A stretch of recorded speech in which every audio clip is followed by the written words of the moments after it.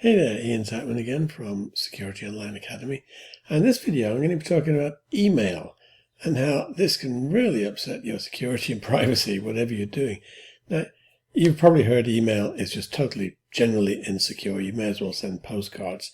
But there are things that you can do. There are various things that you can do to protect your emails. But the trouble is with all the hacking and data breaches that are going on around the world, that your email just really is not safe. Now, I'm just going to have a brief overview here of what I mean by not safe. Now, okay, first of all, I use a DuckDuckGo for my search engine, and I recommend you do it too because it simply does not track you. But anyway, here's a list of data breaches and cyber attacks in May, just May 2021. Millions of records breached, and a bunch of these are email accounts. I'm just going to search for email here and let's see what we can find. Here's one. Health plan email hack. Another one at the bottom here. Beach Acres, who knows that what is? Email hack. City schools, email hack. Japanese ministries losing thousands of email addresses. New Zealand's losing email addresses. So email addresses are being taken the whole time. The problem with the email address is it's exactly what the government is taking. They are, every time you send an email, your email address gets tracked, the email address who you're sending it to gets tracked, and ultimately these things are bounced around the internet and you end up with spam. Not only that, various hackers and what have you know all about the emails that you're sending. So this is just in May, 116 million records breached. Not very good. Let's have a look at another one. Here's another website, and you can search these out yourself using DuckDuckGo. 30,000 US organizations newly hacked via holes in Microsoft. Now, if you're using Outlook or if you're using Hotmail or Live or whatever the Microsoft said, you think that's secure? It sure as hell ain't secure. Microsoft, they're releasing security updates the whole time. So basically, anyone that's been using Microsoft email, as most of us do, I use Outlook, just know that your emails are being hacked, copied, the metadata, in other words, who you are and who you're sending it to, is being copied, and the governments are being are getting hold of this every day of the week.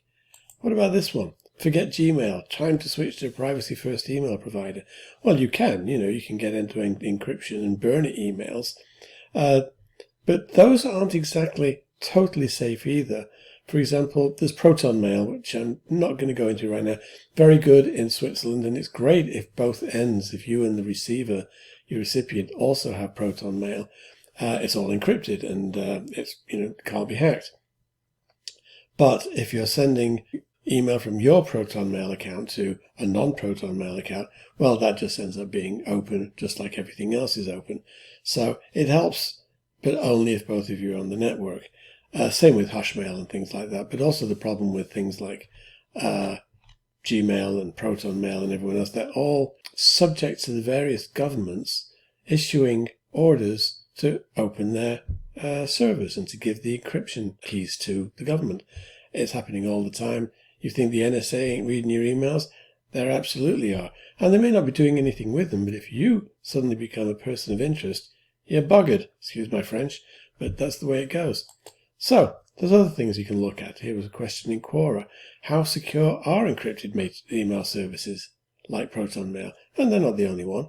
And it's pretty much what I've said here. Proton Mail is not compatible with the end-to-end system pre-installed in most clients.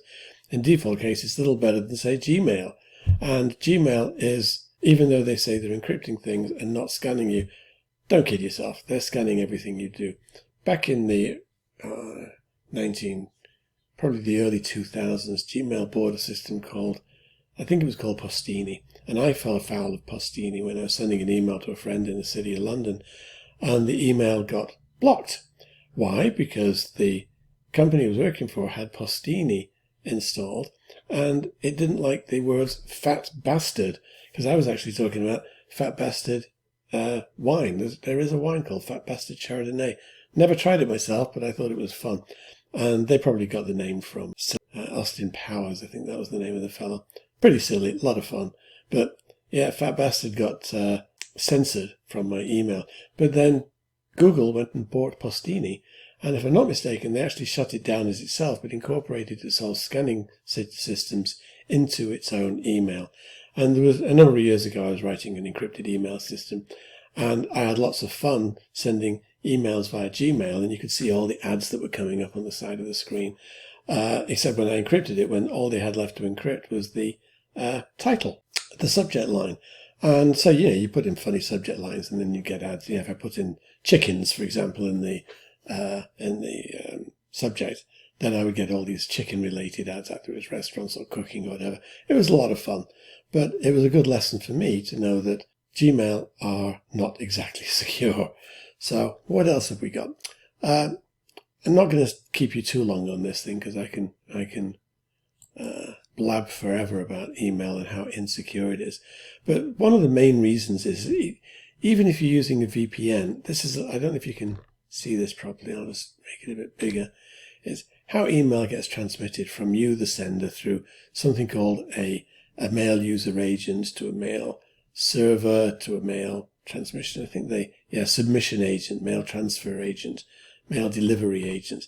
This is how it happens. And it goes from a mail transfer agent to another mail transfer agent.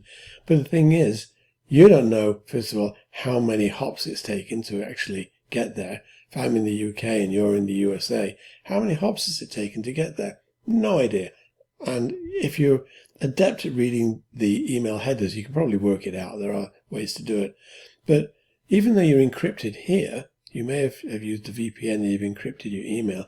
Sure enough, everything that's on the MTA, it ain't encrypted, and anyone that's involved with these mail transfer agents can conceivably hack your emails or pick them up and get them and read them. So really the only way is to actually encrypt the text of your email to be safe. Eventually when it turns up, you've got this POP3 IMAP. So that's basically how an email system works. But it's wide open. It was never built for encryption. It was never built for privacy. You may as well send postcards. So I'm just going to bring up my little tips about emails. Here you go. First thing you can do is you can use a VPN to hide your email address when you're sending an email, and that includes phones. So don't think that your phone and sending an email or sending a text even is going to be private and safe. But all it does, it encrypts it between you and the service provider. Everything beyond the service provider, it's wide open unless you absolutely encrypted the email.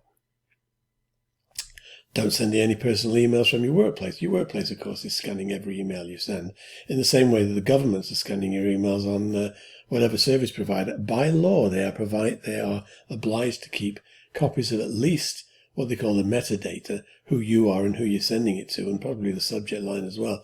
The data itself depends from service provider to service provider, but don't think that you're not being scanned. As I say, your governments are already reading all of your emails. It's just the way life is. Don't believe the hype that encrypted email services are safe. As I said, they're safe to an extent, but they're also open to government intervention. Certainly Hushmail had to open its servers for a person of interest when the US government, I think Hushmail was based in Canada, but the US government got a court order to get them to reveal their encryption keys, and they did. Proton Mail, I think, in Switzerland also went through the same thing. So just because you're using an encrypted email service doesn't mean to say that it's safe. I've said before, use POP3 for your email setup so you can delete emails. And stop using the free email services. I like the last little bit here is hidden from, I'm just going to raise this a bit so you can see it. My last little bit. That stop using these free email services. They're not free. There's a cost, and the cost is your privacy, your security. That ain't great. And if you really have confidential data to send, don't use email. Now, I'm going to send you the way of my website, of course, which is called SecurityNet. And let's just bring it up and see if I can do this. SecurityNet.global. And it gives you the ability to share and receive confidential files without uploading them to the cloud, to any service provider. They go directly from you to your contacts.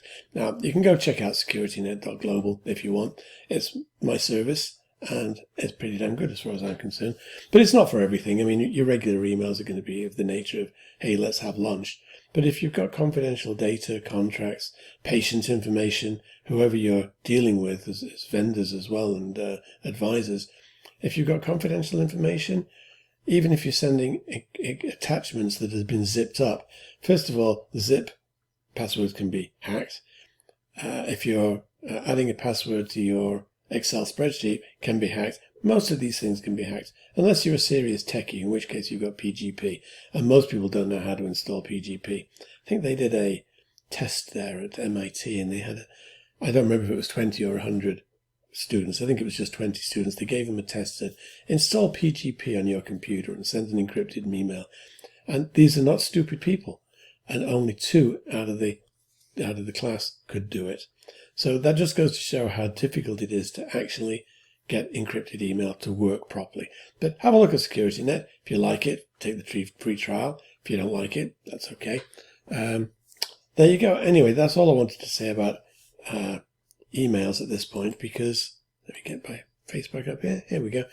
Because personally, they are wide open. As I say, you may as well send a postcard.